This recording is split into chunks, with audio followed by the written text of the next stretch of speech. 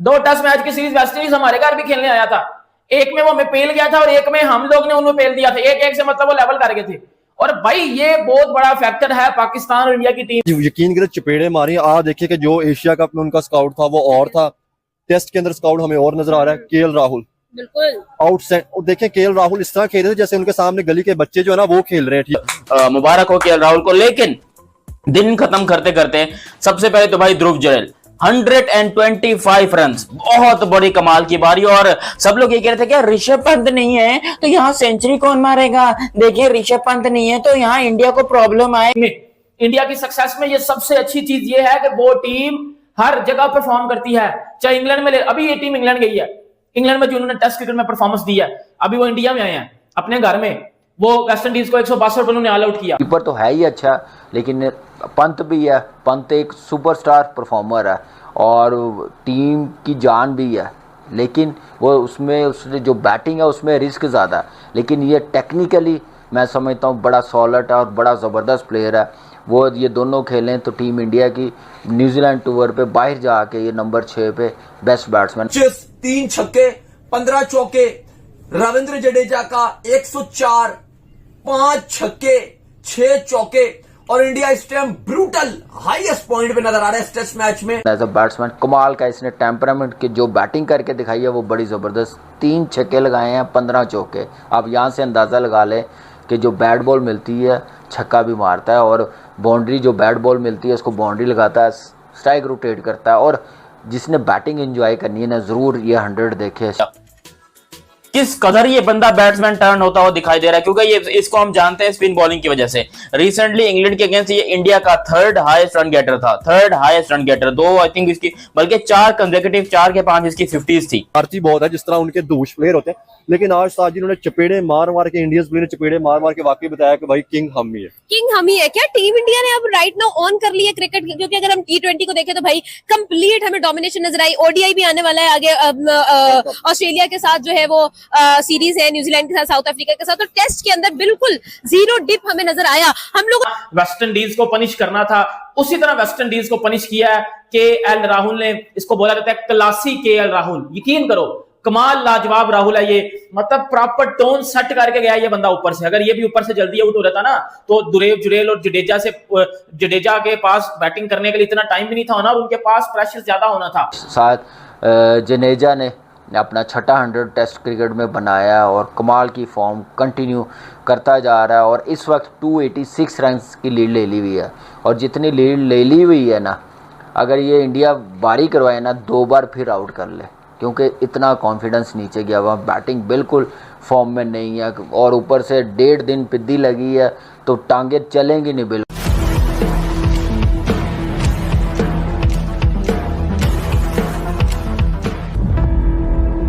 Asia cup के बाद भारत का टेस्ट क्रिकेट में शानदार प्रदर्शन जारी है।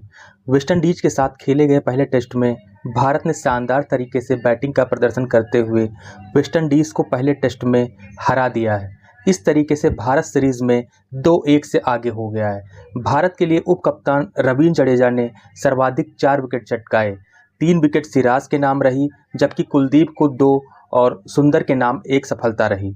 आइए देखते हैं इस पर मीडिया और लोगों ने क्या कहा और मिलते हैं वीडियो के अंत में। हमने देखा कि भाई इंडिया को फर्क ही नहीं पड़ता है, जहां से कोई जा रहा है वहीं से अगला स्टार्ट कर रहा है। मुझे पता क्या लगता है, हम लोग एक बात कहते थे कि जो क्रिकेट है ना वो इंग्लैंड ने इजाद की थी, ठीक है ना, लेकिन आप देखिए कि वो इंग्लैंड वाले गोरे कहाँ पे रह के गए हैं, बरसगीर में रह गया। तो मुझे ये लगता है कि भाई ये क्रिकेट उन्होंने यहाँ से सीखी थी, आइडिया चोरी किया था, जिस तरह के हमेशा से चोरी करते, ठीक है। आइडिया अब तो इंडिया ने उनको नथ डाल लिया ना, पाकिस्तान भी अब माशाल्लाह आगे उस तरह से निकल रहा है। क्रिकेट में तो छोड़े, वैसे बात कर रहा हूँ, लेकिन मुझे लगता है कि गोरे यहाँ से चीजें सीख के गए थे, उन्होंने वहां पे जाके गेम इजाद कर दी। बेसिकली वो यहाँ से बरसगीर से हिंदुस्तान से गेम निकल के गई थी और वो आज नजर भी आ रही है कि भाई नहीं, आप देखें किस तरह से लेजेंड प्लेयर आते रहे, ठीक है ना। और वाकई चाहे आप पाकिस्तान के पुराने प्लेयरों की बात करेंगे, शोएब अख्तर हो गए, वसीम अकरम हो गए, ठीक है, जिनको इंडिया भी मानता है, तो इसका मतलब ये है कि भाई क्रिकेट इंडिया से हिंदुस्तान से निकल के गई थी। और वाकई वो आप बता भी रहे हैं कि भाई नहीं, हमारा चाहे एक छोड़ के, हमारी चाहे बी टीम छोड़ के, हमारी सी छोड़ के, डी छोड़ के, जेड टीम भी तैयार कर ली जाए ना, तो वो भी दुनिया को नथ डाल देगी। आपको नहीं लगता कि जिस तरह से क्रिकेट में हम लोगों ने डोमिनेशन देखी है टीम इंडिया की, जो परफॉर्मेंसेस हम लोगों ने देखी है, एक दिन में 3 सेंचुरीज कंप्लीटली एक्सेप्शनल केस है। आप खुद देखिए कि मतलब राइट नाउ 400 148 सिर्फ एक इनिंग के अंदर, इतना ज्यादा स्कोर ये कैसे कर लेते हैं? 125 की इनिंग सिर्फ और सिर्फ ध्रुव जुरेल की है। देन जडेजा ने आज अपनी 6th सेंचुरी की। ओवरऑल क्या कहेंगे सर? जडेजा अगेन डोमिनेट करते हुए भी नजर आए। नहीं, जडेजा का तो मैं वैसे ही बहुत बड़ा फैन हूँ, ठीक है ना। अभी तो आप यकीन करें उसको पाकिस्तान के अगेंस्ट नहीं खिलाया था, नहीं तो उसने तो मार मार के जो है ना वो वैसे ही हमारी कमरे दूरी कर देनी थी। सही है। और आप केएल राहुल की बात कर ले, ये लेजेंड प्लेयर है उनके। ठीक है। अभी आप ये बाहर बिठा के उन्होंने बी टीम अगर जड्डू और ध्रुव जुरेल ने नीचे से स्लो किए हैं ना, तो भाई इस बंदे की वजह से किए हैं, क्योंकि ये बंदा टोन बड़ी तगड़ी सेट करके गया था। इसको क्रेडिट फर्स्ट पे देना बहुत ही जरूरी है। और हमारे पाकिस्तानी प्लेयर्स को भी सीखना चाहिए कि किस तरह अपने घर में डोमिनेट किया जाता है। मैं पाकिस्तान से ये डिमांड नहीं कर रहा कि यार आप ऑस्ट्रेलिया में जीतो जाके, आप इंग्लैंड में जीतो, क्योंकि हम लोग जीतते ही नहीं ना, हम जीत सकते हैं, सीधी सी बात है। मैं कहता हूं कम से कम अपने घर में पूरे तरीके से तो डोमिनेट करना हम लोग सीख लेना। मतलब हमारी फास्ट बॉलिंग भी डोमिनेट कर ले, हमारे स्पिनर्स भी डोमिनेट कर ले, हमारी बैटिंग भी डोमिनेट कर ले। अब इंडिया ने किया ना, अब इस टेस्ट मैच में जिस तरह देख लो, इंडिया की फास्ट बॉलिंग में भी देख लो, बुमराह 3 विकेट लेता है, सिराज 4 विकेट लेता है, कुलदीप 2 लेता है, सुंदर, मतलब उनकी स्पिन भी डोमिनेट कर रही है, उनके फास्ट बॉलर भी डोमिनेट कर रहे हैं, और उनकी बैटिंग में भी देख लो, उनके बैट्समैन भी डोमिनेट कर रहे हैं। तो ये एक मेन फैक्टर है इंडिया की और पाकिस्तान की क्रिकेट में। अब देख लो जिस तरह शुभमन गिल ने भी बड़े अच्छे 50 रन किए हैं, और शुभमन गिल फिर रोस्टन चेज की बॉल पे आउट हो गया। बड़ी अच्छी इनिंग्स शुभमन गिल ने भी खेली है। मतलब यार एशिया कप खेल रहा था लड़का और आप भी आया, टीम को लीड भी करना, 50 रन की इनिंग भी करना, तो ये बहुत बड़ी बात होती है अपने आप में। ऑब्वियसली उसको पता है कि भाई मैंने 50 वाला काम तो नहीं करना, अब मैंने अगली इनिंग्स में आके 100, 150, 200 की कुछ ऐसी इनिंग्स खेलनी है, क्योंकि 2 ही टेस्ट मैच है। मामूली मुझे लगता है कि इंडिया के पास सिर्फ एक इनिंग होगी, इंडिया एक इनिंग खेलेगा, वेस्ट इंडीज हार देगा ये टेस्ट मैच। बिल्कुल ही, और बिल्कुल समझ नहीं आएगी बॉलिंग क्या खेलनी है। Spinner top class, fast bowler दोनों सिराज और बुमराह टॉप क्लास, लेकिन यहाँ पे नज़र आ रहा है कि वेस्ट इंडीज़ टीम को अगर बचना थोड़े से रन्स करने पड़ेंगे। मुझे लग रहा है कि ये 150 के अंदर फिर ना आउट हो जाए। जैसी पिच है, जैसा आपको पता है कि पैच बन गया हुआ है जड्डू के लिए, लेफ्टी के लिए, तो बैटिंग करना बड़ा मुश्किल हो जाएगा। और वैसे ही कुलदीप है, फिर वाशिंगटन सुंदर है, जेड सेल्स ने 1 विकेट ली या 2 विकेट ली है, चेज ने रिवर्स स्वीप गिल को भी आउट किया, पेरिस ने 91 रन दे के 1 विकेट, और आपको पता है जेकब वॉरिकन ने 102 रन दे के 1 विकेट ली है। तो बॉलिंग तो बिल्कुल ही फारिग कर दी और लीड भी बहुत बड़ी ले ली हुई है। तो मुझे लग रहा है कि अगर वाशिंगटन सुंदर भी स्कोर करने जाएगा, नीतीश कुमार रेडी भी है, तो मुझे लगता है कि ये 500 ना ऊपर करके दें, इनको भी चांस दें 100 करने का। और मुझे लग रहा है कि आने वाले टेस्ट मैच के लिए अब आप देखें कि ऐसी पिच है तो तीसरा फास्ट बॉलर खिलाना चाहिए।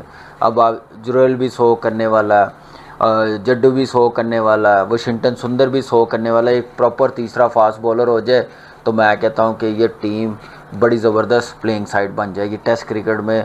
ये जो इनको ज़रूरत थी कि एक ऐसे, और नजर आ रहा है कि ना सिर्फ वेस्ट इंडीज को पेलने के लिए तैयार है, बल्कि वेस्ट इंडीज को एक इनिंग से शिकस्त मिलेगी।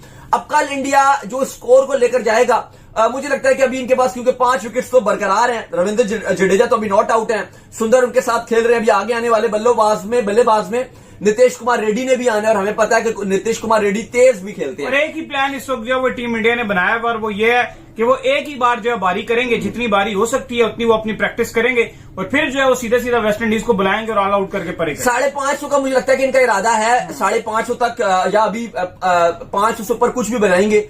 मेनली इनका थॉट होगी कि 500 तक बनाओ और लीड जो है वो तकरीबन 100 रन की और चढ़ा दो, और उसके बाद मुझे लगता है कि ये अगर आउट ना भी हो तो डिक्लेयर कर देंगे, या अगर ऑल आउट हो गए तो ठीक है, उसके बाद ये वेस्ट इंडीज को बारी देंगे। और प्रोबेबली इसका इम्कान ये है कि कल इस मैच का 3 दिन में ही टेस्ट मैच का नतीजा इंडिया इनिंग के साथ ही टेस्ट मैच जीत जाएगा। और अगर ऐसा ना भी हुआ तो फिर आपको देखने को मिलेगा कि जो अगला दिन होगा वो सुबह का फॉर्मेलिटी आधा पौना घंटा, 1 घंटा 1.5 घंटा वो मिल गया तो बहुत बड़ी बात है। बहरहाल ये 3 दिन का टेस्ट मैच था और इंडिया ने बम्बूजल्ड किया। और कहीं ना कहीं एक चीज तो साहब नजर आई है इस टेस्ट मैच में कि जो 2 टायर टेस्ट सिस्टम था, कि हम क्वालिटी की बात करते थे, नजर आता है कि जो 2nd टायर की टीम्स हैं वो बहुत ही कमजोर टीम्स नजर आती है, लो लेवल की बहुत ही कमजोर है। क्योंकि एक तरफ इंडिया, इंग्लैंड, ऑस्ट्रेलिया जो टॉप टायर की टीम्स हैं, मुकाबले सख्त होते हैं, वो साउथ अफ्रीका है। आप देखो कि रवींद्र जडेजा और मोहम्मद सिराज की शानदार गेंदबाजी के दम पर भारत ने पहले टेस्ट मैच के तीसरे दिन वेस्ट इंडीज को पारी और 140 रनों से हरा दिया है।